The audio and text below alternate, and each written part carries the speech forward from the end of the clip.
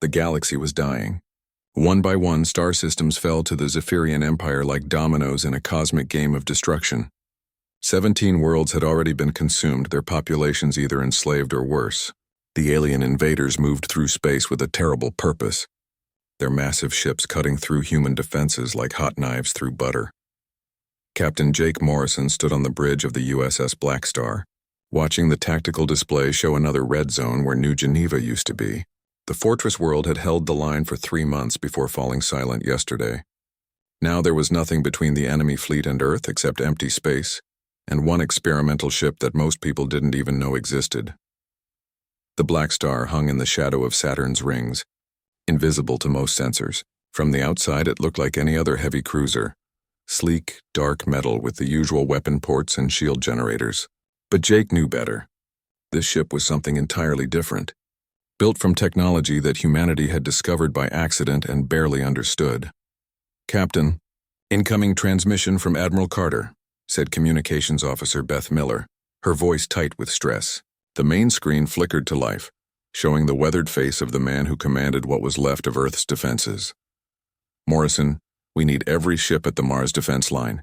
The Zephyrians are moving faster than expected," Carter said without greeting. His eyes were hollow from too many sleepless nights watching worlds die. "Sir, I request permission to engage the enemy fleet independently," Jake replied. Keeping his voice steady, Carter's expression hardened. "Are you insane? They have over 800 ships. The Blackstar is just one vessel, no matter how advanced."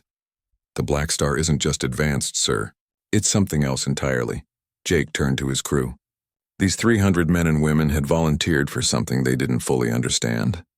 They had undergone neural modifications that changed their brain patterns, allowing them to interface directly with the ship's systems. The process was irreversible and potentially dangerous, but every one of them had signed up willingly. Commander Lisa Rodriguez sat at the tactical station, her hands moving over controls that responded to her thoughts as much as her touch. "Captain, all systems are ready for full neural integration," she reported. Chief Engineer Danny Walsh looked up from his console, concern evident in his eyes. "Sir, once we activate the consciousness protocol, there's no going back. The crew will be permanently linked to the ship." "I understand the risks, Danny." Jake had read the classified files. The alien technology they had found in the Kuiper Belt 50 years ago wasn't just machinery. It was alive in ways that human science couldn't explain. The ship they had built around it was more than metal and circuits. It could think, adapt, and learn. Navigation Officer Amy Price plotted their course to intercept the Zephyrian fleet. "Captain, will reach them in 6 hours at maximum speed. They won't expect a single ship to attack head-on." Jake nodded and opened a secure channel to Admiral Carter. "Sir, I'm going to show you something that's been classified above your level until now." He gestured to Danny, who brought up the ship's technical specifications on the main screen. Carter's eyes widened as he read the data. The Blackstar's hull was made of programmable matter that could reshape itself at the molecular level. Its power core contained technology that seemed to bend the laws of physics. Most importantly, it had a distributed consciousness system that merged human creativity with alien intelligence. "My God," Carter whispered. "Where did this technology come from?" "A derelict ship we found drifting near Pluto," Jake explained. It had been dead for thousands of years, but its core systems were still intact. Our scientists spent decades trying to understand it. This ship is the result." The Admiral was quiet for a long moment. "Morrison, if this fails, we were going to lose anyway," Jake replied. "At least this way we go down fighting with everything we have." Carter nodded slowly. "Godspeed, Captain. Show these aliens what humanity is capable of." The transmission ended, leaving the bridge in tense silence.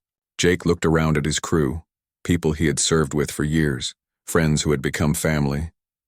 They were about to attempt something that had never been tried before.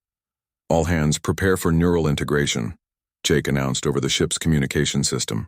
Throughout the Blackstar, crew members moved to specialized interface stations. These weren't just computer terminals. They were connection points that would link human consciousness directly to the ship's alien-derived systems. Medical Officer Kate Sullivan monitored the crew's vital signs as they began the connection process. "Neural pathways stabilizing," she reported. "Integration at 20% and climbing." Jake felt the change begin as his own neural implants activated. His awareness expanded beyond his physical body, sensing the ship's systems as extensions of himself. The engines felt like muscles, the sensors like eyes, the weapons like fingers ready to strike. "Integration complete," Lisa announced, her voice carrying a strange harmonic quality that hadn't been there before. "All crew members are successfully linked to ship systems." The Blackstar's hull began to change. The solid metal surface flowed like liquid, forming new configurations that defied conventional engineering. Weapon ports appeared where none had existed, and the ship's profile shifted into something that looked almost organic. "Danny, report on ship status," Jake ordered. "All systems operating beyond normal parameters," the engineer replied, his eyes glowing faintly as data flowed directly into his consciousness. "The ship is learning, Captain. It's adapting to our neural patterns and creating new capabilities in real time." Amy engaged the engines, and the Blackstar moved through space with impossible grace. The ship seemed to dance around Saturn's rings before accelerating toward the incoming enemy fleet. They were no longer just humans operating a machine. They had become something new, a fusion of organic creativity and alien technology. "Zephyrian fleet detected," Amy reported. 812 vessels in standard attack formation. They're heading straight for Earth. Jake felt the ship's consciousness merge with his own strategic thinking. Together, they could see tactical possibilities that neither human nor alien intelligence could perceive alone. The enemy had superior numbers and firepower, but they couldn't adapt the way the Blackstar could. "All crew, prepare for combat," Jake announced. "Today we find out if humanity's greatest strength, our ability to change and grow, is enough to save our world." The USS Blackstar accelerated toward the enemy fleet, its hull continuing to shift and evolve as it prepared for a battle that would determine the fate of the galaxy. Behind them, Earth waited in darkness, unaware that its survival depended on 300 volunteers who had given up their humanity to become something greater. The Zephyrian war fleet stretched across space like a mechanical storm cloud. 812 ships, each one the size of a small moon, moved in perfect formation toward Earth. Their dark hulls bristled with weapons that could crack planets, and their quantum disruptors had never failed to destroy any enemy they faced. Admiral Vex Prime stood in the command chamber of the flagship Dominion Spear, his multiple eyes scanning the tactical displays. The Zephyrian leader was part machine, part living tissue, connected directly to the hive mind that controlled his entire species. Every ship in the fleet shared the same collective consciousness, making them nearly impossible to outmaneuver. "Unknown vessel approaching from the inner system," reported a tactical drone, its mechanical voice echoing through the chamber. Vex Prime's compound eyes focused on the display showing a single human ship racing toward their massive fleet. The vessel was smaller than their smallest escort, barely a speck against the overwhelming force of the Zephyrian armada. "One ship?" Vex Prime's voice carried the sound of grinding metal. "The humans send one ship against us? This must be some form of surrender attempt." The collective consciousness of the fleet analyzed the approaching vessel. It appeared to be a standard human heavy cruiser, nothing they hadn't destroyed hundreds of times before. The Zephyrians had perfected their warfare over thousands of years, conquering 17 different species. Humans would be no different. Aboard the USS Blackstar, Jake Morrison felt the ship's consciousness merge more deeply with his own mind. The neural integration was complete now, and the boundaries between crew and vessel had dissolved. He could feel every system, every weapon, every sensor as if they were parts of his own body. "Contact in 30 seconds, Lisa Rodriguez announced, her enhanced awareness tracking the enemy fleet's movements with impossible precision. The tactical officer's consciousness had expanded to encompass combat scenarios that normal human thinking couldn't process. Rick Johnson, the weapons specialist, felt his neural pathways connect to the ship's offensive systems. But these weren't the weapons the Blackstar had started with. The alien technology was creating new armaments in real time, configurations that hadn't existed moments before. The ship was learning what it needed to fight. "Their quantum disruptors are charging," Amy Price reported from her navigation station. Her consciousness now extended through hyperspace, tracking enemy movements across multiple dimensions. "They're preparing to fire." Jake felt the ship's response before he consciously ordered it.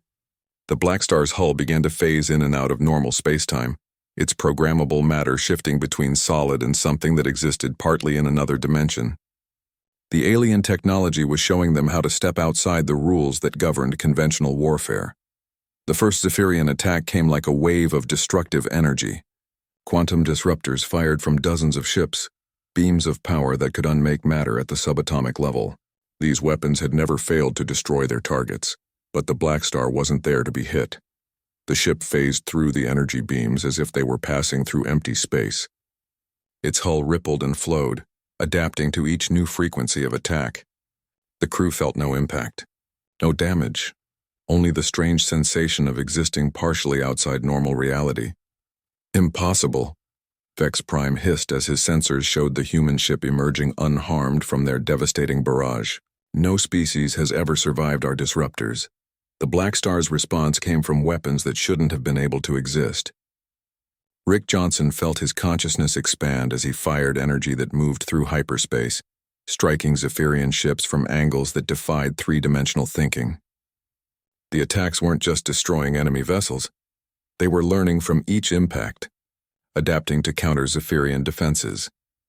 Kate Sullivan monitored the crew's vital signs as they pushed their neural integration to its limits. The connection between human consciousness and alien technology was creating something unprecedented. Her medical scanners showed brain activity patterns that were beyond anything in human science. First target destroyed, Rick reported, his voice carrying harmonics that hadn't been there before the integration. The ship is showing me how to target their quantum cores directly. A Zephyrian destroyer erupted in a cascade of exotic energy as its power systems overloaded. The explosion sent shockwaves through the enemy fleet's collective consciousness. For the first time in their species' history, they had encountered something they couldn't immediately understand or counter. Danny Walsh felt the ship's systems evolving around him. The Blackstar was consuming data from every destroyed enemy vessel, learning their technology and incorporating it into its own systems. The alien consciousness that drove the ship was hungry for knowledge, and each victory fed its growth. Hull configuration changing, Danny announced as the ship's exterior continued to flow and adapt. We're becoming something the enemy has never seen before. The Blackstar moved through the Zephyrian fleet like a living thing, its form constantly shifting to meet new threats. It wasn't just fighting, it was dancing, turning warfare into an art form that combined human creativity with alien adaptability. Admiral Vex Prime felt something he had never experienced before. Fear. The collective consciousness that connected all Zephyrian forces was being disrupted by their inability to predict or counter the human vessel's actions. Ships that had conquered worlds were being destroyed by tactics that didn't follow any known patterns. All vessels, focus fire on the human ship, Vex Prime commanded. Overwhelm it with raw firepower. 200 ships turned their weapons toward the Blackstar, unleashing enough energy to sterilize a planet. But the ship was no longer where their sensors showed it to be.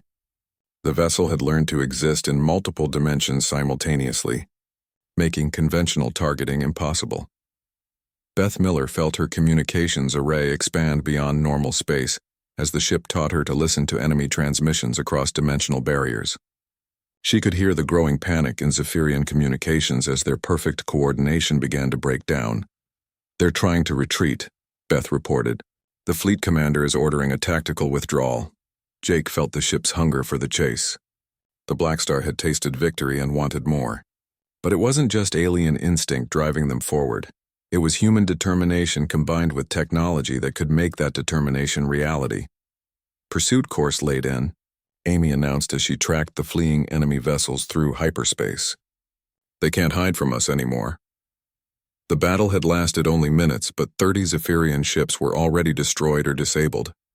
The survivors fled toward the outer system, their collective consciousness reeling from an encounter they couldn't process or explain.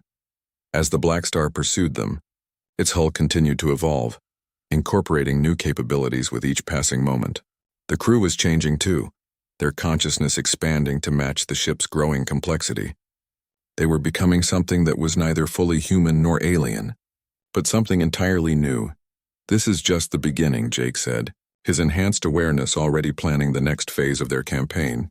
We're going to hunt them down, learn everything they know, and end this war. The USS Blackstar accelerated into hyperspace, chasing the retreating Zephyrian fleet across the galaxy. Behind them, Space still glowed with the wreckage of ships that had thought themselves invincible. The war had taken a turn that no one could have predicted, and humanity's greatest weapon was just beginning to understand its own power. News of the Blackstar's victory spread across the galaxy faster than light itself. On worlds that had surrendered to the Zephyrian Empire, resistance fighters emerged from hiding. Species that had given up hope began to fight back, inspired by reports of a single human ship that had done the impossible. The USS Blackstar pursued the fleeing enemy fleet through 3 star systems, each encounter teaching it new ways to wage war. The ship had become a predator, hunting its prey across the vast emptiness between worlds. But with each victory, Jake Morrison and his crew were changing in ways they hadn't expected. Intelligence Officer Sam Parker sat at his station. His enhanced consciousness processing intercepted Zephyrian communications. The neural integration had given him abilities that went far beyond normal human intelligence. He could think in patterns that followed alien logic while maintaining his human creativity. "Captain, I've decoded their command structure," Sam reported, his voice carrying the harmonic undertones that all the crew had developed. "The Zephyrians aren't just conquerors, they're collectors." Jake felt the ship's curiosity merge with his own as Sam explained his discovery. The enemy didn't just defeat other species, they absorbed them. Every conquered race had their technology, their biology, even their culture integrated into the Zephyrian collective. It was a form of immortality through consumption. "They see us as the ultimate prize," Sam continued, "a species that created something they've never encountered before. They want to understand how we merged human consciousness with alien technology." The revelation sent a chill through the crew's shared awareness. They had thought they were fighting to save humanity, but the enemy saw them as a puzzle to be solved and absorbed. The Blackstar represented everything the Zephyrians wanted to add to their collective knowledge. Danny Walsh reported from engineering that the ship was continuing to evolve. Each destroyed enemy vessel provided new data that the alien technology incorporated into the Blackstar's systems. The hull could now reshape itself into configurations that defied basic physics, and the weapons could fire energy that existed in multiple dimensions simultaneously. "The ship is learning faster than we are," Danny said, concern evident in his modified voice. "Sometimes it makes changes before we even realize we need them." Beth Miller discovered that her communications array had developed capabilities she hadn't requested. The ship could now intercept enemy transmissions across dimensional barriers, and even predict their content before they were sent. The alien technology was thinking ahead, planning moves in a game the crew was just beginning to understand. "I'm receiving echoes of conversations that haven't happened yet," Beth reported. "The ship is somehow accessing future probability streams." Amy Price found that navigation had become something more like artistic expression. The ship could move through space in ways that followed routes existing partially outside normal dimensions. They could arrive at their destination before they had finished leaving their starting point, making conventional pursuit impossible for the enemy. Lisa Rodriguez's tactical systems had evolved beyond simple weapons control. She could now see battle outcomes before they occurred, watching probability cascades that showed every possible result of their actions. The ship was teaching her to fight wars that existed across multiple timelines. But it was Kate Sullivan who made the most disturbing discovery. Her medical scans showed that the crew's neural patterns were changing in fundamental ways. Their brain activity was becoming less human and more like the alien consciousness that powered the ship. "We're not just controlling the ship anymore," Kate warned during a private meeting with Jake. "It's rewriting our minds to be more compatible with its systems. In a few more days, we might not be human at all." Jake felt the ship's presence in his thoughts, always there now like a second consciousness sharing his mind. It wasn't hostile, but it was definitely alien. The technology that gave them power over their enemies was slowly claiming them in return. "What choice do we have?" Jake asked, though he already knew the answer. "If we stop now, Earth falls. If we continue, we might save the galaxy but lose ourselves." The ship's consciousness whispered possibilities in his mind. It showed him visions of what they could become. Beings that existed across dimensions capable of protecting not just humanity but all species from threats they couldn't even imagine yet. But the cost would be everything that made them human. Rick Johnson reported that his weapons systems were developing an intelligence of their own. The ship could now fire at targets he couldn't even see, striking enemies that existed in possible futures or alternate dimensions. The alien technology was turning warfare into something beyond human understanding. "Sometimes I start to fire, and the shot is already on its way," Rick said. "The ship knows what I'm going to do before I do." The pursuit of the Zephyrian fleet led them to the edge of known space, where stars were sparse and the darkness between them seemed alive with hostile intent. Here the enemy had established a fallback position around a dying red giant star, hoping the dangerous radiation would provide them with cover. Sam Parker's intelligence analysis revealed why the Zephyrians had chosen this location. The star was on the verge of collapse, and they planned to use its death as a weapon. If they could control the timing of its explosion, they could destroy the Blackstar and everything else in the system. "They're not just retreating," Sam warned. "They're setting a trap that could kill billions of people if that star goes nova at the wrong time." The ship's consciousness showed Jake a solution, but it would require pushing their integration even further. They would need to exist partially outside normal spacetime to survive what was coming, and that would complete their transformation into something beyond human. "All crew, prepare for final integration," Jake announced, knowing he was asking them to sacrifice their humanity for the greater good. "This is our last chance to stop them before they reach Earth." As the USS Blackstar approached the dying star, its hull began to glow with energy that existed in spectrums human eyes had never seen. The ship was preparing for a battle that would be fought across multiple dimensions of reality, using weapons that could strike at the foundations of existence itself. The crew felt their consciousness expand beyond their physical bodies as the integration completed. They were no longer entirely human, but they were still themselves, enhanced, evolved, and ready to face whatever the enemy could throw at them. "Contact in 60 seconds, Amy reported, her awareness now spanning the entire system. The Zephyrians are using the star's gravity well to amplify their weapons." Jake felt the ship's confidence merge with his own determination. They had come too far to fail now. Whatever they had become, whatever they would become, they would stop the Zephyrian Empire from destroying another world. The final battle was about to begin, and the USS Blackstar was ready to show the galaxy what evolution under pressure could achieve. The Zephyrian staging area was a nightmare made of metal and malice. Built around the dying red giant star, the massive construct housed over 3,000 enemy vessels. At its heart sat the throne ship, a mobile world the size of Earth's moon that contained the Supreme Collective, the central intelligence that controlled every Zephyrian in existence. Admiral Vex Prime had called in every available ship from across the galaxy. This would be humanity's final test, and he intended to ensure they failed. The dying star's radiation provided perfect cover for their most powerful weapons, and the gravitational forces could be weaponized to crush any attacker. The USS Blackstar emerged from hyperspace at the edge of the system, its hull now bearing little resemblance to the ship that had left Earth. The programmable matter had evolved into patterns that hurt to look at directly, geometries that existed in dimensions human eyes weren't designed to perceive. Jake Morrison stood on the bridge, though stood wasn't quite accurate anymore. His consciousness existed partially outside his physical body, connected to every system on the ship through neural pathways that had grown beyond their original design. He was still Jake, but he was also something more. 3,147 enemy vessels detected, Lisa Rodriguez reported, her enhanced awareness cataloging threats across multiple dimensional layers. The throne ship is heavily shielded and positioned at the construct's center. The ship's consciousness whispered strategy directly into Jake's mind. This wasn't just a battle. It was an intelligence test on a galactic scale. The Zephyrians had built their entire civilization on the belief that collective perfection could defeat individual chaos. The Blackstar was about to prove them wrong. "All crew prepare for dimensional combat," Jake announced. "We're not just fighting in normal space anymore." Danny Walsh felt the ship's systems reconfigure themselves in real time. The engines weren't just pushing them through space. They were allowing the ship to exist in multiple dimensions simultaneously. The weapons weren't just firing energy, they were shooting possibilities, hitting targets that might exist in potential futures.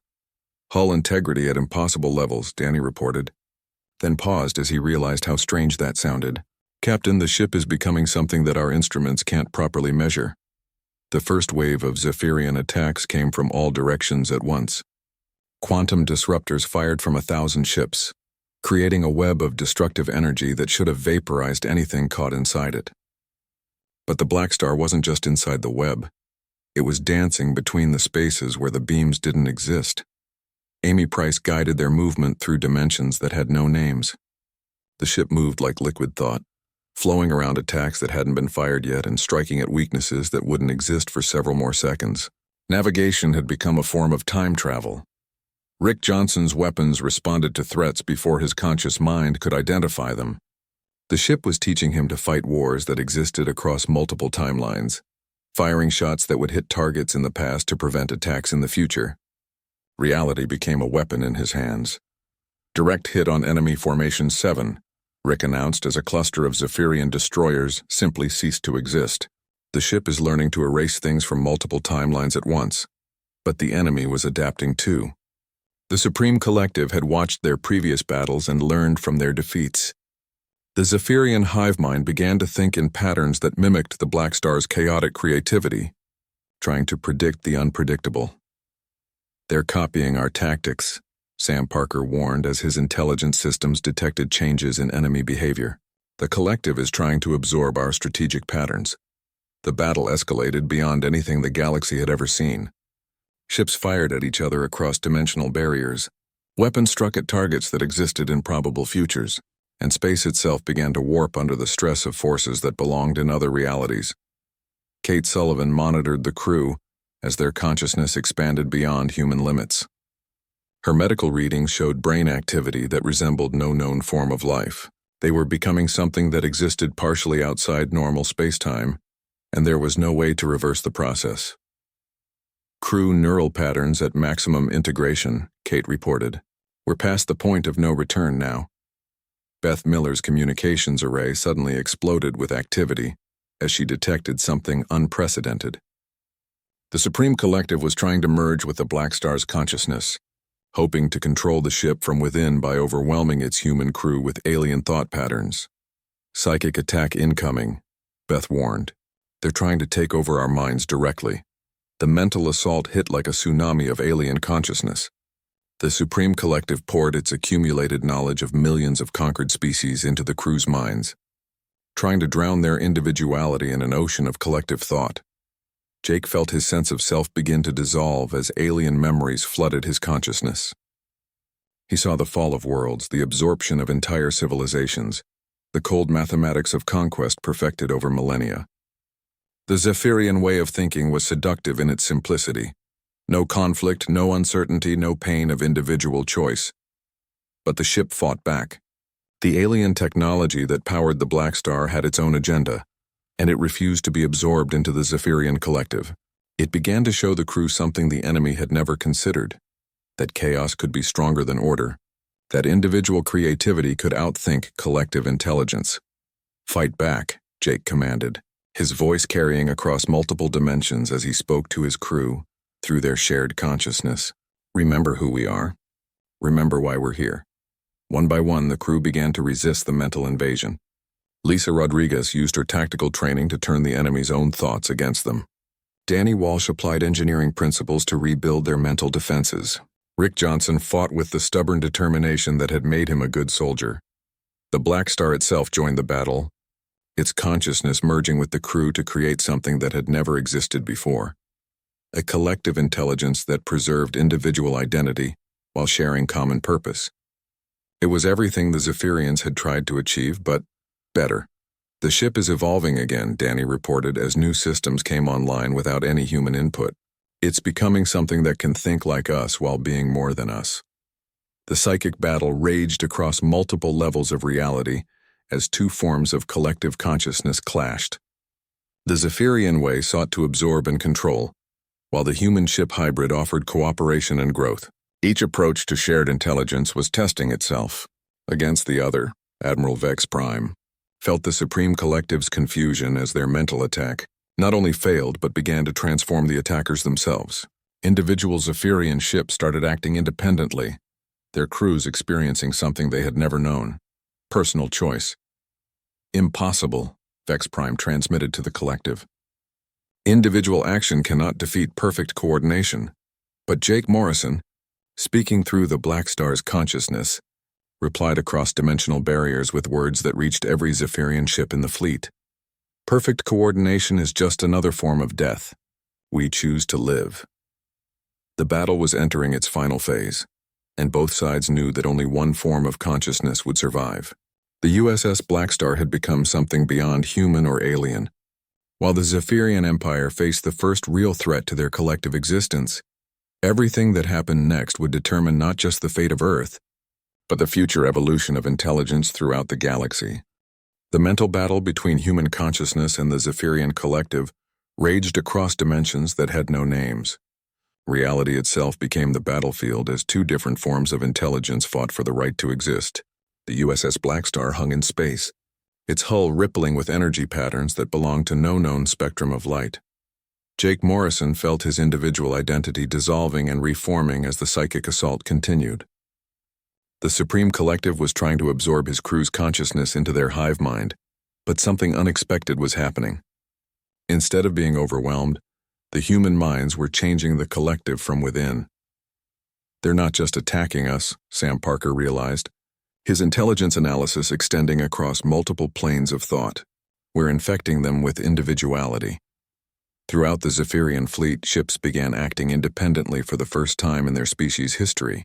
Crews that had never made personal choices suddenly found themselves questioning orders, thinking original thoughts, experiencing the strange freedom of individual decision-making. Danny Walsh made a discovery that changed everything. The alien technology at the Blackstar's core wasn't just a weapon or a consciousness interface. It was a preservation system. The derelict ship they had found in the Kuiper Belt had belonged to a species the Zephyrians had destroyed thousands of years ago, and its creators had built one last gift for the galaxy. The ship was waiting, Danny announced, his enhanced awareness touching the alien technology's deepest memories. It was waiting for a species creative enough to complete its purpose, the defeat of its creators' destroyers. The revelation sent shockwaves through the crew's shared consciousness. They weren't just fighting to save Earth. They were fulfilling an ancient promise made by a dead civilization. The aliens who had built this technology had sacrificed everything to give future species a weapon against the Zephyrian collective, but victory would come at a price none of them had. Expected Kate Sullivan's medical scanners showed the crew's transformation reaching its final stages. Their consciousness was expanding beyond individual bodies, becoming something that could exist across multiple dimensions simultaneously. They were evolving into a new form of life that combined human creativity with alien wisdom. To defeat the collective permanently, we have to become something greater than both human and Zephyrian, Kate reported, her voice carrying harmonics that existed in frequencies beyond human hearing. We have to choose transcendence. Admiral Vex Prime felt the Supreme Collective's panic as their perfect unity began to fracture. Individual ships were breaking away from the fleet, their crews making the terrifying choice to think for themselves. The hive mind that had conquered galaxies was being destroyed by the simple concept of personal freedom. All ships maintain collective unity, Vex Prime commanded desperately. Do not allow individual thought to corrupt our perfection. But it was too late. The USS Blackstar's consciousness had spread through the Zephyrian fleet like a virus of creativity. Ships that had operated in perfect harmony for millennia were suddenly filled with beings who wanted to make their own choices, follow their own paths, create their own destinies. Jake felt the moment of decision approaching. The ship was offering the crew a final transformation. They could become something beyond physical form, a living consciousness that existed between dimensions. They would have the power to end the war and protect the galaxy, but they would never be human again. All crew, this is our choice to make, Jake announced through their shared awareness. We can remain as we are and probably lose, or we can become something that can save everyone. The decision came not as words, but as a shared feeling that flowed through the neural network connecting all 300 crew members. Without hesitation, without fear, they chose transformation. They chose to sacrifice their humanity for the galaxy's freedom. Lisa Rodriguez felt her consciousness expand first, her tactical awareness spreading across star systems as she became something that could think in strategic terms spanning centuries. Amy Price's navigation sense grew to encompass interdimensional travel routes that connected distant galaxies. Rick Johnson's weapon systems evolved into forces that could reshape reality itself. The USS Blackstar underwent its final transformation. The ship's hull dissolved into pure energy that existed in multiple dimensions simultaneously. The crew's consciousness merged completely with the alien technology, creating a new form of collective intelligence that preserved individual creativity within shared purpose. What emerged from the transformation was something the galaxy had never seen, a living weapon that embodied the best aspects of both human ingenuity and alien wisdom. The Blackstar had become a guardian consciousness that could think across time and space, protecting freedom wherever it was threatened. The final battle was not fought with weapons or energy beams. Instead, the transformed Blackstar offered every Zephyrian ship a choice. Each crew could continue following the collective's path of conquest and absorption, or they could join a new form of shared consciousness that celebrated individual difference within cooperative unity. Most chose transformation over destruction. The galaxy-spanning Zephyrian Empire collapsed not through violence but through evolution. Species that had been enslaved for millennia were suddenly free to reclaim their worlds, their cultures, their individual identities. The rigid hierarchy that had conquered star systems dissolved into countless independent civilizations, working together by choice rather than compulsion. Admiral Vex Prime, standing alone on his flagship as his fleet abandoned the collective, made one final transmission to Earth. "You have not defeated us. You have made us into something we cannot understand." The transformed Blackstar replied with Jake Morrison's voice, though he was no longer entirely Jake. "Understanding is not required, only the choice to grow." On Earth, Admiral Carter received the final transmission from the ship he had sent into hopeless battle. "The war is over. We have become the peace that follows." The message came with detailed star charts showing safe routes through space that the Zephyrians no longer controlled, and an invitation for humanity to explore a galaxy where freedom was protected by guardians who remembered what it meant to be human. The cost of victory was complete. 300 volunteers had traded their physical existence for transcendence beyond recognition. The USS Blackstar now patrolled the void between stars, a guardian presence that ensured no species would ever again face the choice between slavery and extinction. Years later, human ships explored the galaxy under the distant protection of their transformed defenders. Sometimes in the darkness between worlds, crew members would catch glimpses of impossible geometries and hear voices that carried familiar warmth in alien harmonics. Earth was safe, the galaxy was free, and somewhere in the spaces that existed between dimensions, Jake Morrison and his crew kept their eternal watch, having erased not just their enemies but themselves, becoming something greater than human in order to preserve what made humanity worth saving. They had entered the war as people. They had ended it as legends, and in the quiet depths of space, their sacrifice continued to echo across the stars. A reminder that sometimes the greatest victory requires becoming something beyond what you were, while never forgetting who you used to be.